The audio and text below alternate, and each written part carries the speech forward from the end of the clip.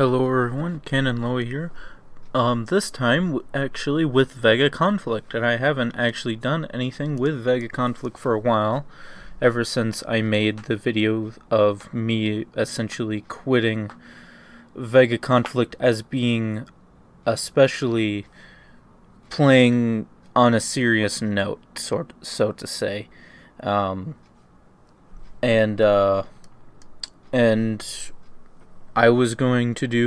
I did say in that video that I would do a review of Vega Conflict.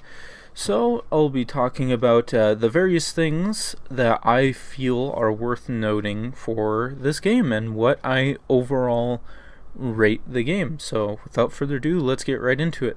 So what is Vega Conflict? Vega Conflict is a quote-unquote free-to-play game. Now I say that with heavy quotes because of things that I'll get into later.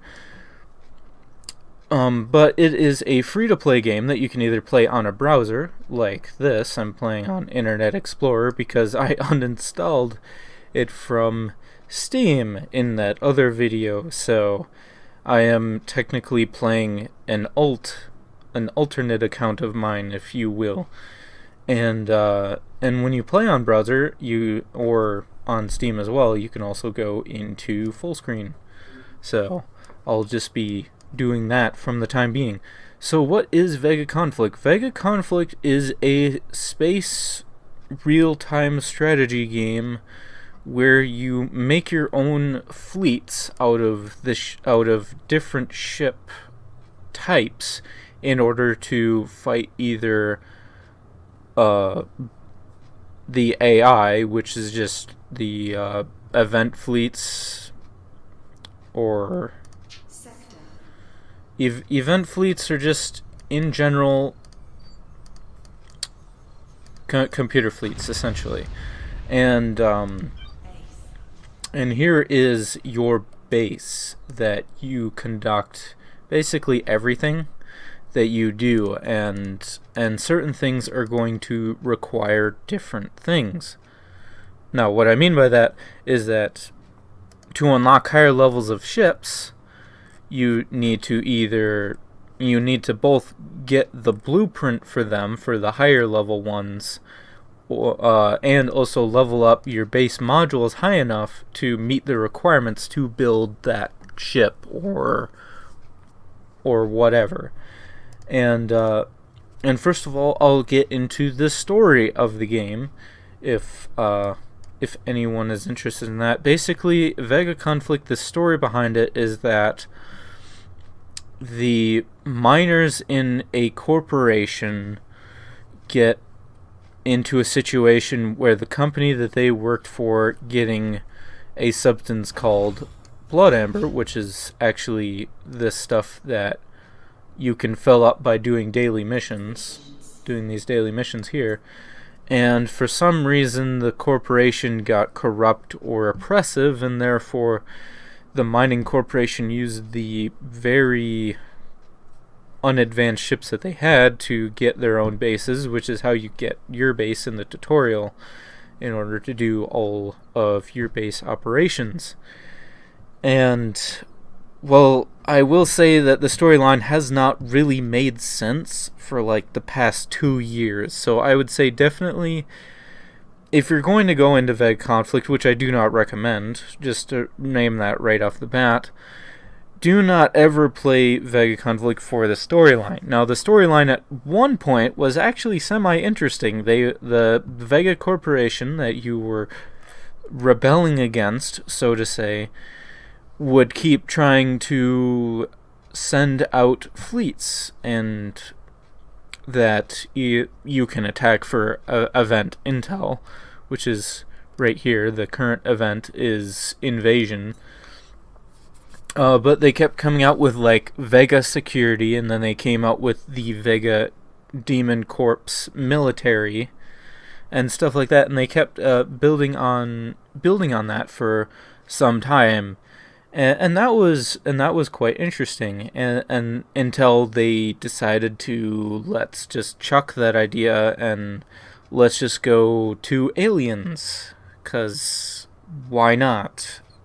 I really I mean, it kind of makes sense, I guess, to have aliens involved at some point, and the reason why I say that is because you get antimatter, essentially, from aliens. Like it says here, a mysterious alien artifact that you know nothing about, and that's how Vega has been getting their antimatter, which is this purple stuff here. And I should mention the different resources right here.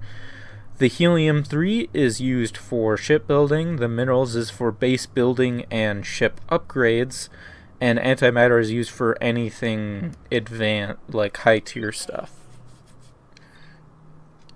And that's great. So sometimes when you play Vega Conflict on a browser, it kind of glitches. I really have no idea what causes that, but I'll just ignore it for the time being.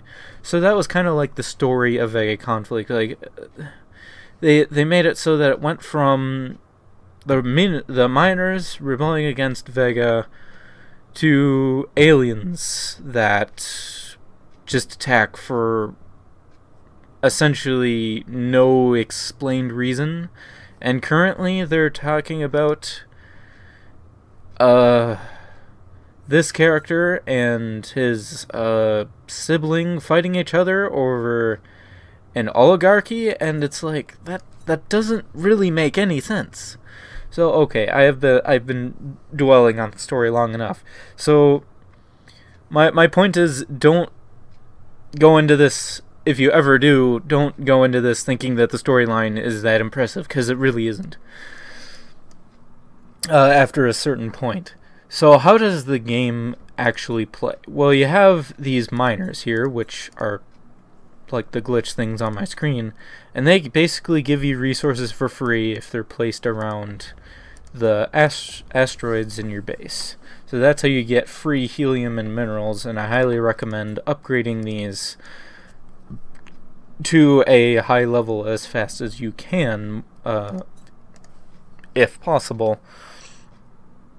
So I will be going into two major things for the combat, and the combat and I want to do that because in this game you kind of categorize it into player versus environment, PVE, or PvP, player versus player, and they're two completely different things to talk about. And let's first go into the player versus environment, which is kind of the computer fleets, the event fleets, whatever, and get a little bit into the base. Like, here's some combat modules. Basically, if somebody attacks your base, whether it would be a computer fleet from doing filling up the event alert bar, or just a player attacking you, the combat modules are essentially, supposedly, your main damage output to go against those. So that's basically why you see these different things. And when you build buildings, they have this collateral damage here. So when they're destroyed, they deal almost 6,000 damage to everything in a square around it. So there is that.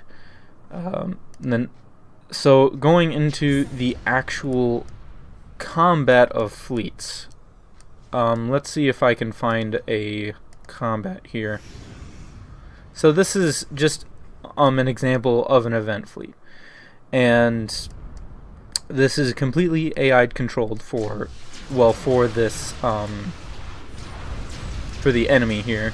I'm just watching Sniper, which is a person in my alliance at the moment, and he's using the highest level ships called the Bastion Cruiser, which is considered level 7, tier 7, whatever you want to call it. That's just how Vega Conflict is now. Every 6 months now, it seems like they come out with a new level of ship, and every level of ship completely makes the level of ships below it completely obsolete, which is a really big issue. And when you're going against player versus these computer fleets, they outrange your ships pretty much no matter what. Ever since that they have came out with alien-based fleets, or these Altarians that they're calling it now, they completely outrange you. So you can't really fight these expecting you to not take any damage. You're probably going to take damage no matter what, which at one point, before they came out with the aliens, you could essentially get no damage from the highest level fleet, and I actually took pride in myself by doing that. But since you can't anymore, you have to face tank all of your damage. That doesn't make it as enjoyable. Basically, you're doing what Sniper is here doing, just face tanking these battleships, because these are the Tier 7 Altarian battleships, the Paragon, compared to against the cruisers here. And all you're doing is face tanking the damage, and there's no really going around that. And it really it makes it so that fighting these fleets aren't really fun, because all you're doing, you can't maneuver. You might be able to maneuver in a slight way to reduce the damage you take by a little bit, but in general you're gonna be taking a lot of damage, and the only way to kill the higher level fleets effectively is essentially by having the highest level ships. And that just doesn't really bode well. And another thing that Kickside, the developers of Vega Conflict, that they have done pretty much ever since Aliens came out again, is that they've made the highest level, fleets, the event fleets that give you the most intel, or that are the highest level available, like this level 110 here, that gives you like 1 million intel if you actually manage to kill it somehow. They are designed to be... They basically design it around the ship that just comes out. That is a really big issue, because no one besides the very heavy coiners, as they're called in this game, the people who spend a lot of real money in this game, nobody is going to have this ship or hopefully invest in that ship in order to kill an event fleet that is probably only going to be around at level 110 or the highest level fleet for that event. And that is a very big issue. And so that makes it very difficult, because nobody's going to have the fleet to be effective against those ships unless some other ship, like the Bastion cruisers that Sniper was using, they're pretty much effective against everything. So whatever. But so what does coining actually mean? Well, in here is the premium currency, and it just says buy coins, whatever. And in this game, basically everything that you do, whether it be upgrading modules, refitting modules, research, making ship upgrades, building ships, refitting ships, whatever it may be, it takes a long period of time. And I'm not talking about in-game time. Like sometimes in other games, you might have 1 minute in one game might be only like, I don't know, 10 seconds or something like that in the real world here. But in Vega Conflict, they do it by real time. And that... and as you can see here, for this one ship, I'm not even talking about a fleet, but one ship is 7 days of real time, a week, in order to build one ship.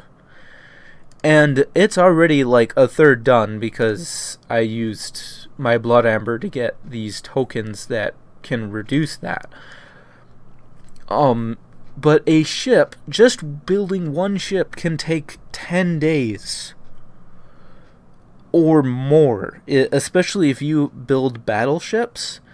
Battleships might take 3 weeks to build 20 days because of the refitting. The fitting time of each gun is like a day or two, which is ridiculous, and is one of the reasons why I kind of stopped playing on a serious note, so to say. And the only reason why I'm even remotely doing anything with it is because of Warmonger. And I didn't really talk into the different classes, but there's pretty much like 5 or 6 different classes. They have the frigate, which are ships that have like a 90-degree firing arc, and they can move forward decently fast and strafe decently fast. The cruiser, which is your tank, more or less, has higher HP than the others in general. They have decent forward speed and a little bit of strafing, but they have a 270-degree firing arc in front of their vehicle, and ship, I guess. The destroyer has 50% extra range than everybody else, but it only has like a 45-degree firing arc, and they move very slowly in both forward speed and strafing. The higher level ones are a little bit better. Like, let me see if I can find Liberator Destroyer. So they go, 260 and 140 instead of this old junk here. And then the battleship has 90-degree firing arcs on the left and right of the ship, and it gets plus 25% range. The battleships are generally one of the slower ships.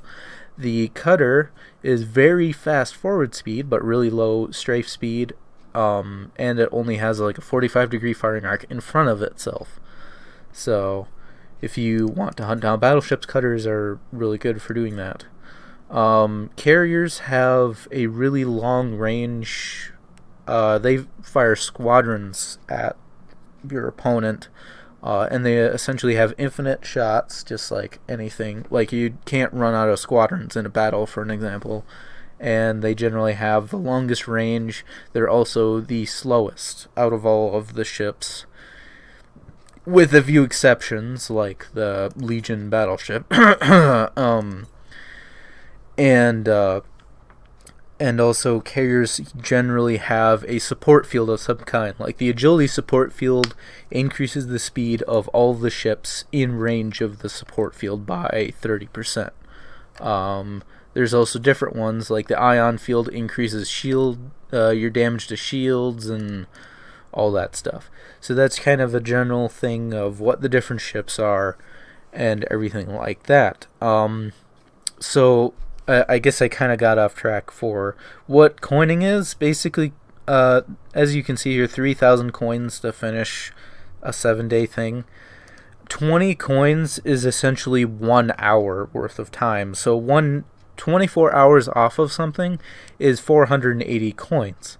And you might be asking, well, how much coins can I get for my money if you choose to do that? Well, the standard ones, you get 12,500 coins for $100, and sometimes you can get these special deals with upgrade stuff, which if you're going to do anything, you might as well do those anyway.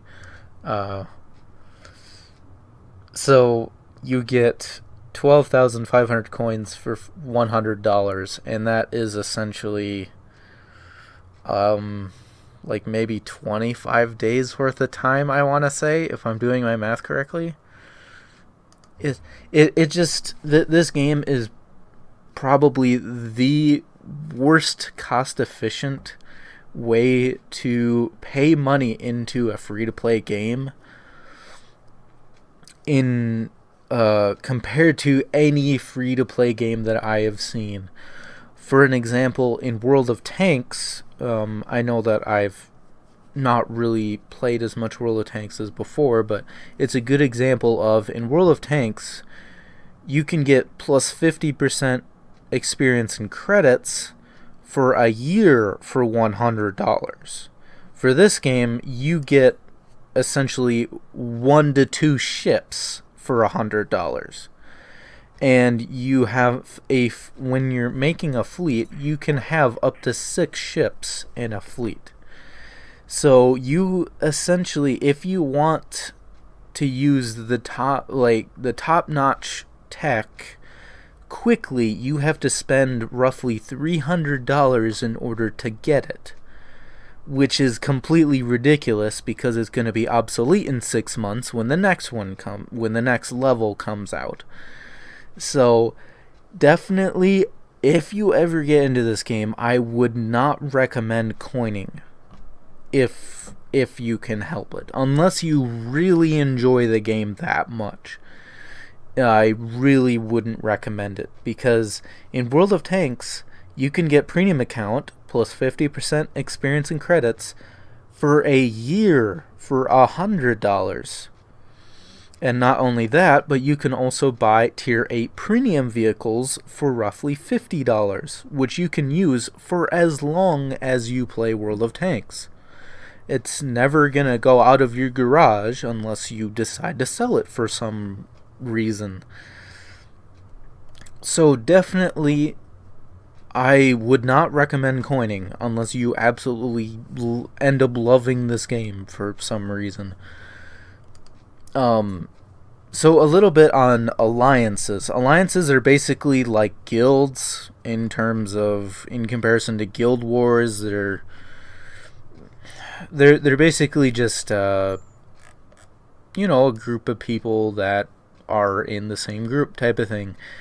The bonuses of being an alliance is that if you get 10 people to help, so-called help, your whatever you're doing, it subtracts 10% of your time off. So if you're building a ship that takes 20 days, getting an alliance that gets 10 people on there, it can reduce your time by 2 days, which is quite a good thing to have.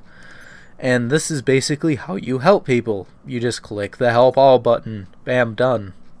There, you helped people. It's easy, simple. Don't need to really worry about it. Whenever it pops up, just hit the help all button, and there you go. So that's just a little bit on that. So I really kind of want to get into a battle myself. I mean, Sniper is just face tanking like he was before, killing those level 80 fleets. So what is ridiculous is that this ship, the Bastion Cruiser, which is the Tier 7 ship, it gets a weapon that allows it to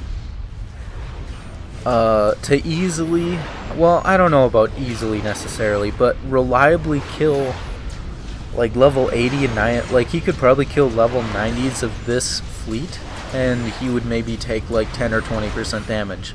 But when I would go against it with a ship, the cruisers that are one level below it, which is the Guardians, the tier 6.5, I think they call it, versus the tier 7s, my Guardians would get annihilated from this fleet. That is how much of a difference a lower tier fleet will make. Because, well, the Bastions get a weapon that like bounces off each ship, which kind of makes it completely ridiculous, and it gets other things on it as well. So it really makes it hard to play or enjoy the fact that people who coin, which Sniper is a decent coiner, as he already has a like Mark 5s of all of these, that your fleet can be completely obsoleted purely because somebody decides to throw money at the game. So there's that as well, I guess. And one thing to keep in mind is that when you go into the sector outside of your planet here, it takes forever to get anywhere. This is one of the biggest problems. Well, it probably isn't the biggest problem, but one of my main annoyances with this game is that it takes forever to get anywhere in the sector. because you can't warp anywhere unless you're using the Javelin jump ship, which you can't use unless you have, number one, and number two, your alliance actually gives you a permit to use it, which is really stupid.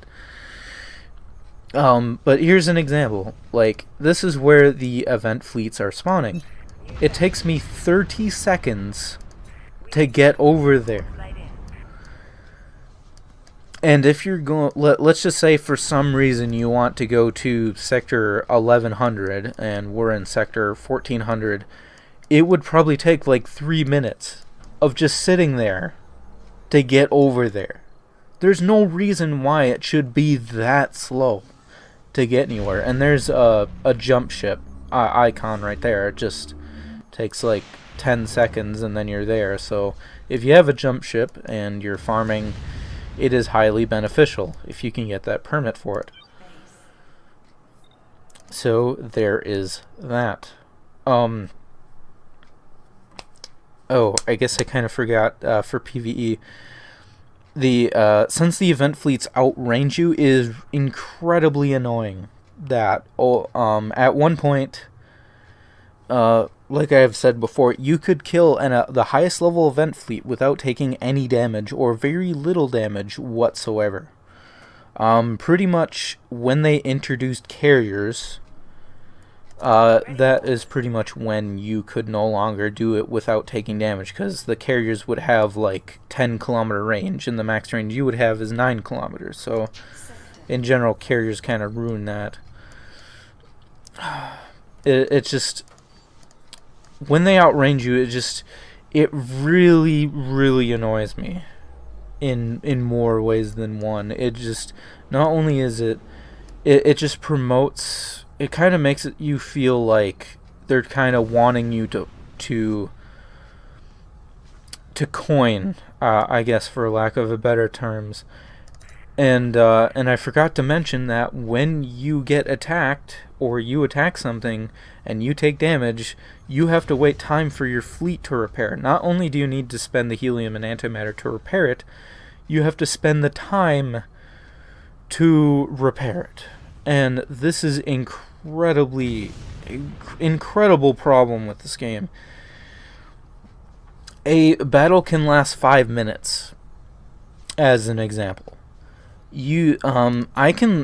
Let's say I, for some reason, like for an example, the first day of this event, I tried like a level 90. Like, I'm level 88, so I was like, oh, I'll just fight a level 90 of the new fleet or whatever. And I got completely destroyed because the battleships outranged me, they used stasis, so my Guardian cruisers couldn't move, etc. I had to wait in repair time 1 day of real time. 24 hours of repair. The event only lasts 4 days. See where I'm getting at? Yeah. Repair time is a big issue, and I'm not even filling in any of the armor slots of my Guardians here, besides one, because I actually fit it on there. It takes a day to fit that one armor piece on there, just to let you know. These guns take 1 day each as well. So, well, I guess I do on my Punisher, but these ships, they don't even have very good armor on them. They're not really that tanky. They don't have super high amounts of HP, yet they take 4 hours to repair. That is ridiculous, and that is primarily because they made the shield repair time ratio complete garbage. Shields, essentially what they do is that if you have a shield that resists the corresponding damage type that you're taking, you take half damage, and 10% of the damage you received after it's halved gets applied directly to your armor, and your armor is essentially how much repair time you get. Something like that. Just a quick overview on that. So you get, for this fleet, on that first day I got like 75,000 points because I didn't even kill it all the way, and I got 1 day of repair. That pretty much, you could make 2 mistakes on that. You fight a fleet that is too high, or is too difficult for your type of fleet, and you could be completely screwed over in an event because of how much the repair time is. And that's not to mention even if people who PvP randomly attack you while you're doing an event, which is I'll get into the PvP action. I know I'm kind of getting really long with this review, probably going too long, but I really want to address all the things in this game that are worth noting. PvP is not worth it in this game. You get nothing for doing it, yet people do it. Now, most people that I have seen, they claim that this game is so-called a war game, which is incorrect, because in a war game, you actually get something for attacking somebody. In this game, you get nothing. Oh, and Sniper actually got his fleet killed with only doing 30% damage. Nice job, Sniper. You get a thumbs up. If you fight other players, like for an example, here's another player right here, and it says the fleet level, whatever. Fighting other players in fleet versus fleet, which is generally the most common thing of PvP. People don't really attack bases much anymore, unless for some reason they're really low on resources and they find somebody with a lot of resources, and then they might attack a base. But in most respects, they will attack your fleet or whatever. Fighting other players, it doesn't give you anything, and I'm being quite serious on this. Whenever you attack somebody, the only thing you gain is repair time and the repair costs. So it is not logical to actually attack anybody, and yet people do it for no reason. Now, what I mean by this is that some alliances, ICU and GOAT, and some others, they will randomly attack your fleet for no reason whatsoever. And they will attack you with their coined new smack dab fleets that are completely new, completely upgraded, and will probably annihilate your tier 6 fleet with not even taking 10% damage. And you get our day of repair time for essentially no reason, or because the one guy with the higher level fleet or the tier 7 stuff while you're farming or whatever decided to be a jerk, or he was completely bored. So in other words, PvP, it has never stuck out to me to being worth doing ever in this game. Now, there was a time that I actually wanted to attempt to do PvP just to, have fun, so to say. But ever since Kickside made this game Power Sprint, that is no longer really an option. Now, what I mean by this is that at one point, the highest level battleship, for an example, was this Dread battleship. And it took 16 days to build without anything on it. Which I honestly didn't really mind that, because it was good for like 2 years instead of 6 months. So,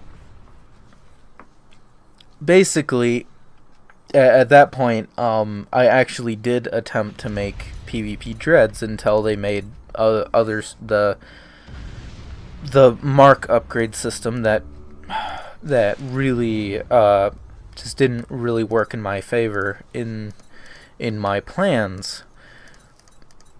So it just whoa.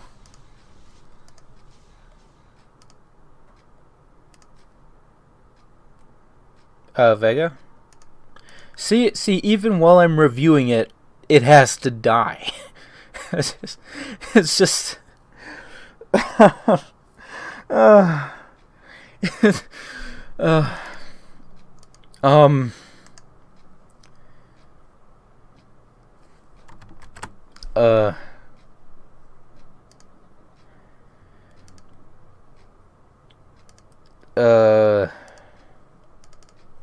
way to kill it without...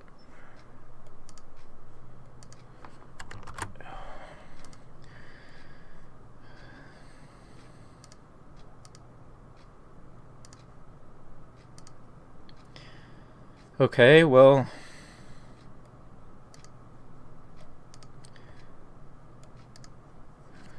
this is what Vega does when it's in a browser. I gotta say, it's just sometimes just randomly dies. So if you are gonna play this game, play it on Steam. It's free download on Steam. So what I was saying about PvP. Oh, so yeah, PvP is not worth it in this game. I mean, people consider it to be fun, but when people are using level 5 bastions, let me see if I don't think I have the research unlocked for the level 5. Let's see here. So let's see here. The Bastion Mark 5 has 22,000 mass, and it has the highest level tech and weapons against... I only have one Mark 5 Guardian, or Mark 6, whatever. It has 16,000 mass, and it doesn't get the latest stuff. So they get this weapon, which has over 800 DPS after it chains. I get weapons that have, if I could find it, 226. And they get more range, better shields, better armor. An effect when their shields get depleted, they deal quadruple damage, have more range, and I get annihilated in like 5 seconds. See why I don't like PvP? Basically, PvP has come to the point where it's only good. It's only a thing for coiners to do, because ships take so long to build. You don't get anything from PvP besides repair time.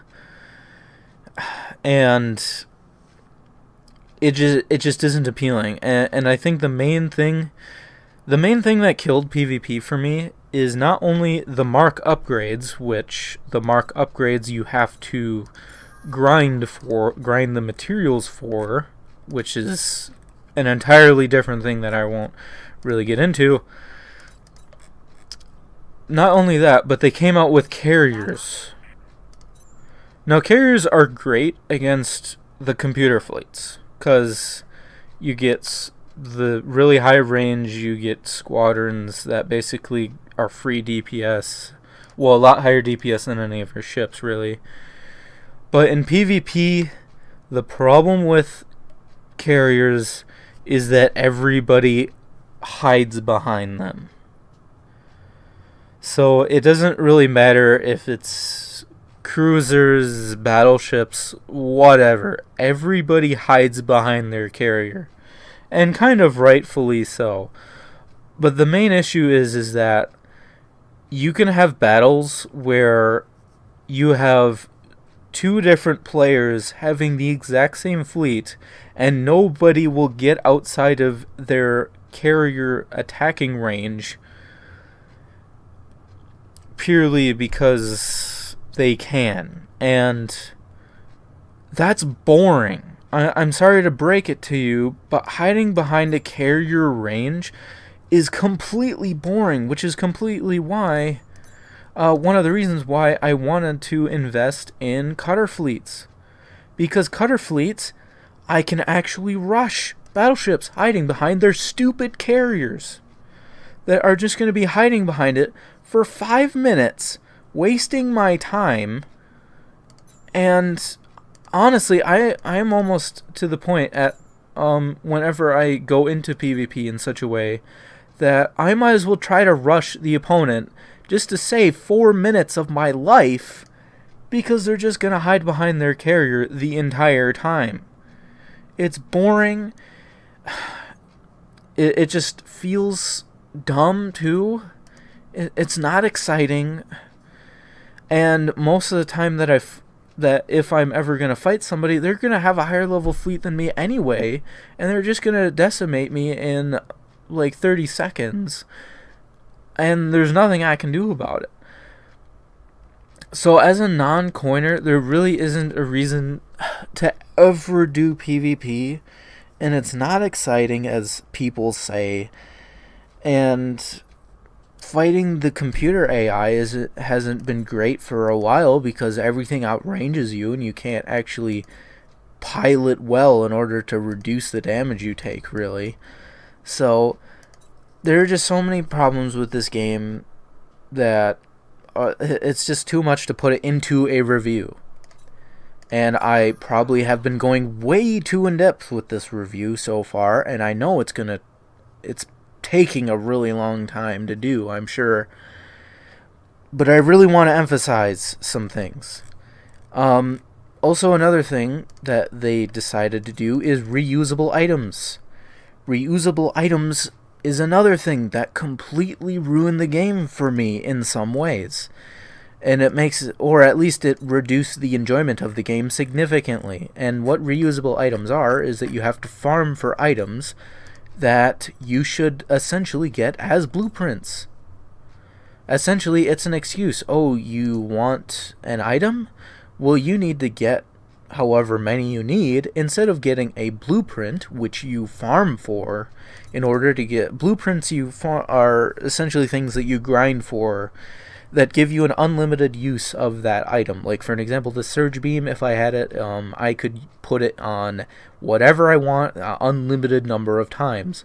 Reusable items, which are generally the more powerful items, which is even worse, you have to grind every single one of these, and they usually overcharge them by a lot.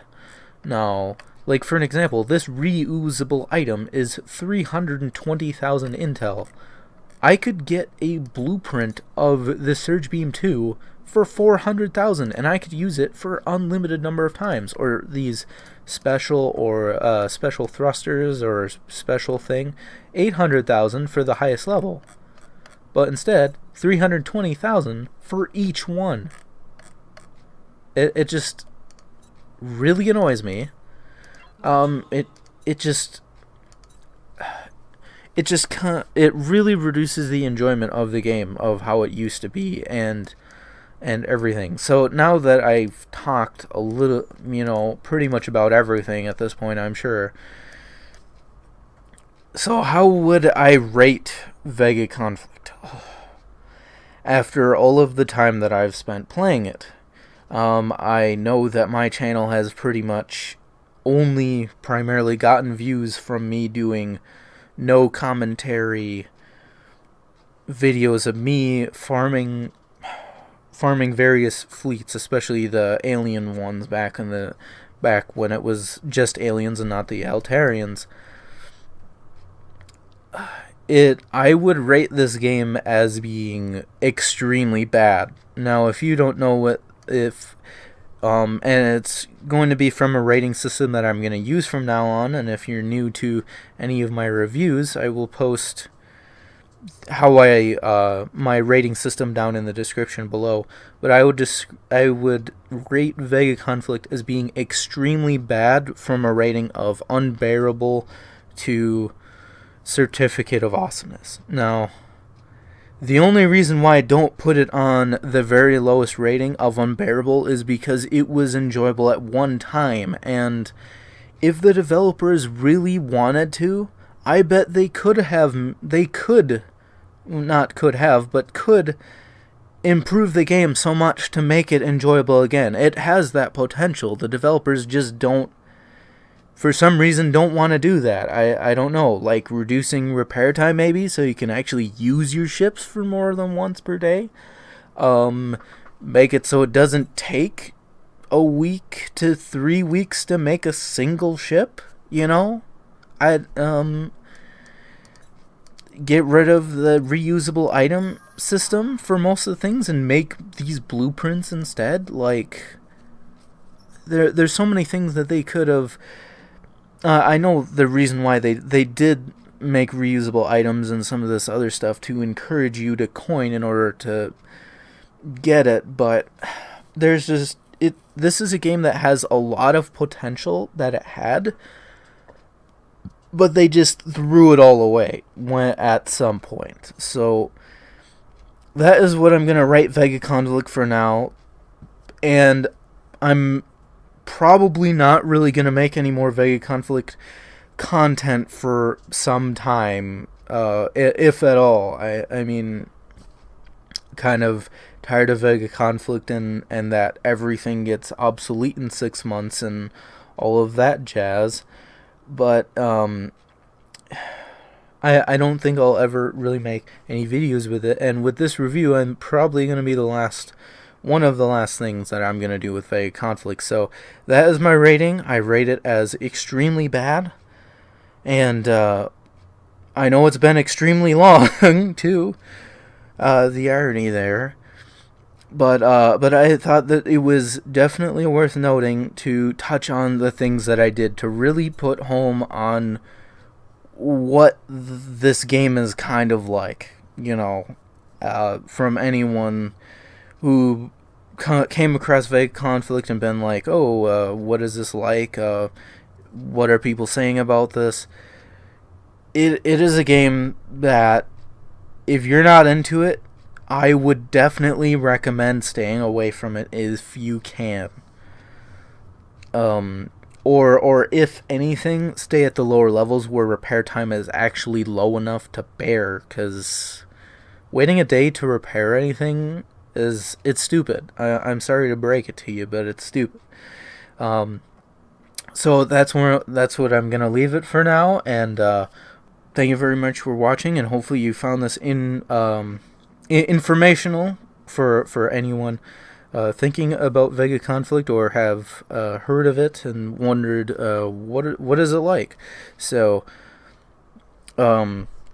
with that, I'll leave you with have a wonderful day out there. We'll meet again. Don't know where, don't know when, but I know we'll meet again some sunny day.